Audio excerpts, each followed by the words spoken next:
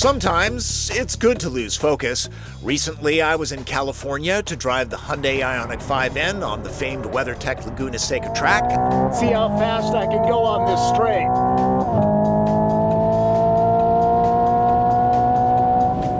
119.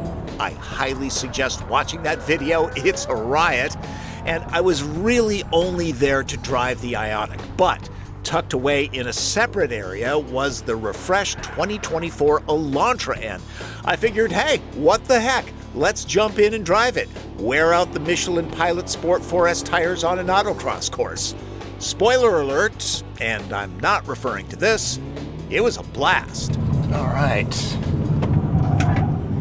N cars aren't just stripes and sticker packages. What all this brings together, from combustion engine all the way to electrification, is our three pillars of N performance, corner-vascular racetrack capability, and everyday sports car.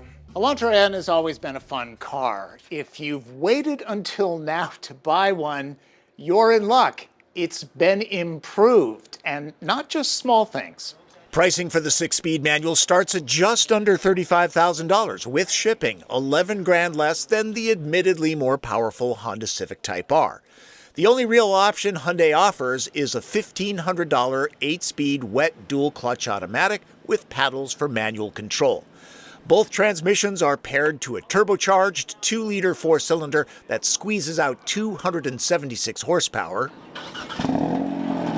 and 289 pound-feet of torque lower in the rev range. The exhaust is variable valve.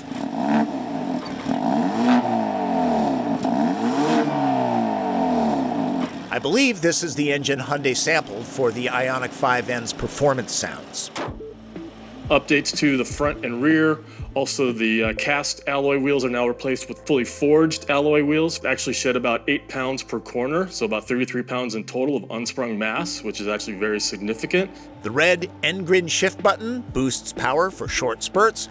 Store drive settings to these two blue buttons for instant recall. We also have electronically controlled suspension with the different modes, and also obviously brake updates and upgrades, 14.2-inch front rotors, the pad material, the larger rear rotors. Elantra N is front drive, like Volkswagen's GTI and Civic Si and Type R. There's an electric limited slip differential that Hyundai calls and corner carving differential, which you will have the opportunity to take Elantra N out on the autocross, and that is a place where you'll definitely get to feel the benefits of that front diff. Small things that Hyundai didn't have to change were massaged. The front engine mount membrane has been enhanced to basically reduce driveline vibrations and improve power delivery. That also has an impact on shifting performance for both the MT and the DCT. Also on the front lower control arm bushing, or G bushing that we refer to it, has been revised, so that improves yaw response, actually on turn in, and just give you a more consistent feel throughout cornering. And then also on the rear suspension, the shock absorber insulator has been updated from rubber material to a urethane material. This is my first seat time in an Elantra N, so I can't compare the updates, but this new one does have a Jekyll and Hyde personality.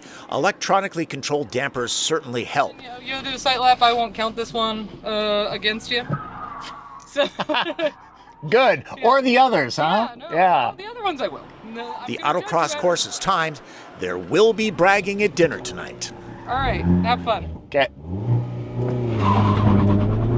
Years ago, I drove the Kona N. This one is more engaging. Wow. I mean, right out of the box, first lap. This is really easy to drive. Feels really natural. Hello there. Hello. How was your sight lap? It's fine. Yeah, what are we thinking? I'm thinking I can go faster. Oh, I love that for you. Yeah? I think you can too. Go for it. Okay. Too much speed going into that. I'm not even showing my first lap time. I have my pride. Could do a lot better than that.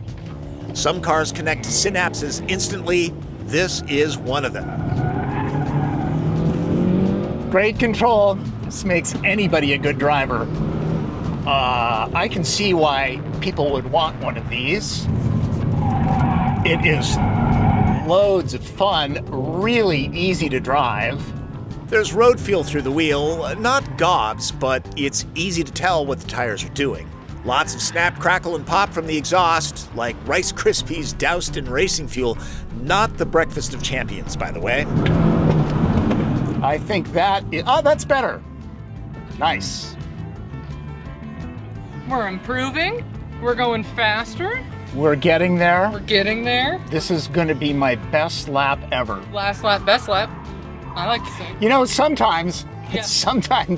sometimes you just really screw up because it's the pressure. Yeah. Yeah, no, Yeah. I'm with you.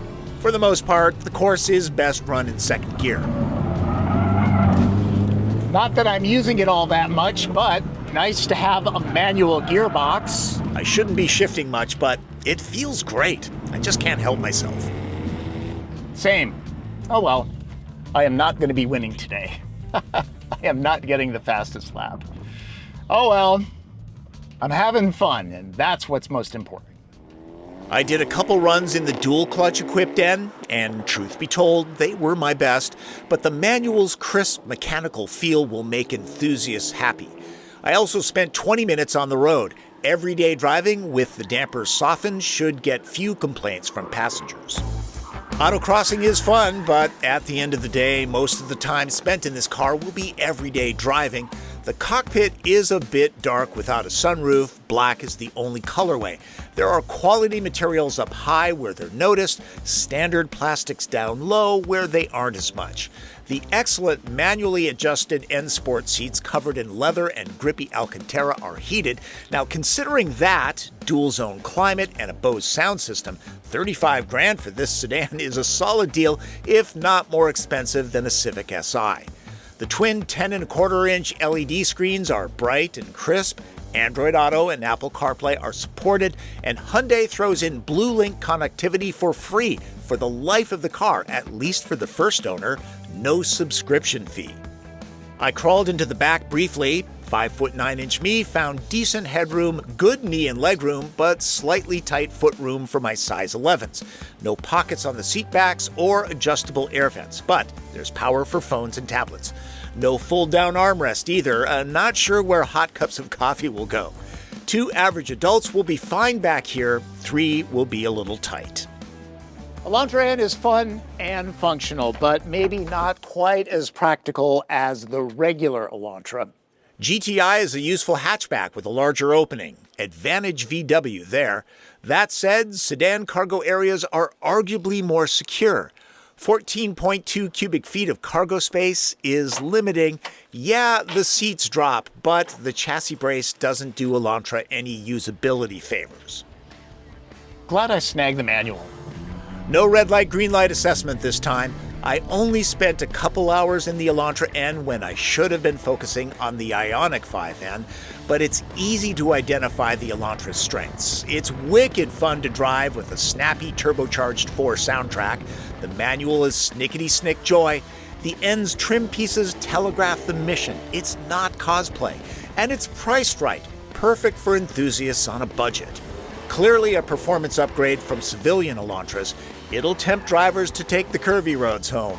So much for focus. If you haven't seen my Ioniq 5N video, it's a must-watch. I try to telegraph what the simulated engine sounds and shifts are like, but there's nothing like experiencing it yourself. Borderline magic. Don't knock it if you haven't tried it. And it can always be turned off. Like all of these sponsored automaker events, Hyundai put me up, fed me, and provided transportation. But it's important for me to give you accurate information. If I don't get invited back, so be it. Hope you got something out of my quick look at the refreshed Hyundai Elantra N. If you're an enthusiast, especially if you're on a budget, I highly suggest a test drive. This is loads of fun. Thanks for watching. Hey, you're here at the end. Subscribe to this channel, click notifications, follow me on social media, and if you have a question, as always, leave it in the comments. I'll try to get back to you. That's Driven. I'm Tom Volk.